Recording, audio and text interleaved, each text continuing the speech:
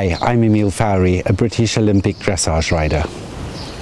Riding the perfect half halt is more of a myth than anything else in riding, because it is something that has to be done with feeling.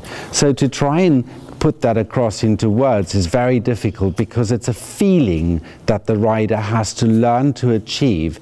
The biggest mistake that people make in riding the perfect half halt is to try and ride it with the hands. That's where people think of a half halt as a backwards movement.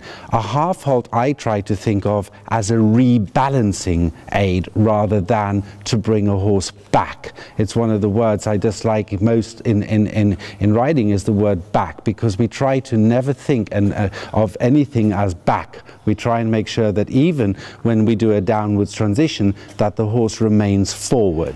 Tom, when you're ready, working trot, ease your hand a little, just let her establish a nice swinging back, that's spot on, and a transition forwards to walk. Let go and trot.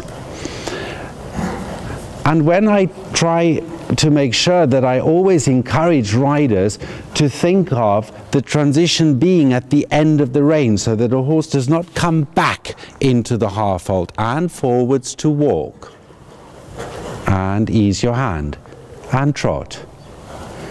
And from there on we're going to ride an almost walk transition, and forwards to almost walk and trot. Perfect. And again, forwards to almost walk. Take your time, take your time. The most important thing is and trot, is to not try and force the issue. If she doesn't respond straight away, then repeat. And again, almost walk and trot. That was excellent. Good. And now do the transition to almost walk, and try and think of it as coming from your shoulders, and trot. That was fine, trot. I try to make sure that when I do these transitions that I think of it as coming from the back of my neck and my shoulders.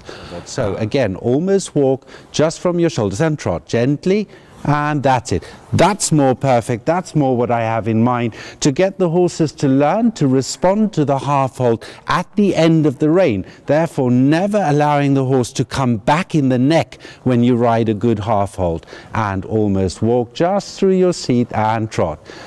And I try to do a lot of these transitions on a daily basis, just to ensure that my horses learn to respond to a soft half halt coming through my entire body. A half halt is not necessarily ridden through any one aspect. It comes through my entire body, and it is a moment of suspension in a split second where the horse should rebalance themselves, and it is basically in order to get our horses to basically transfer the weight to the back end and carry more weight. That was good. Just ride it with your position, and perfect, trot. That was much better than the one before. The one before, again, Tom tried too hard, and this one became a much more of a natural transition. Almost walk and trot. Perfect. And that done on a constant basis every day through trot gets the horses to learn to respond to the half halt in a much softer way at the end of the rein, and teaches us as riders to rebalance our horses through a much softer way through using the entire body.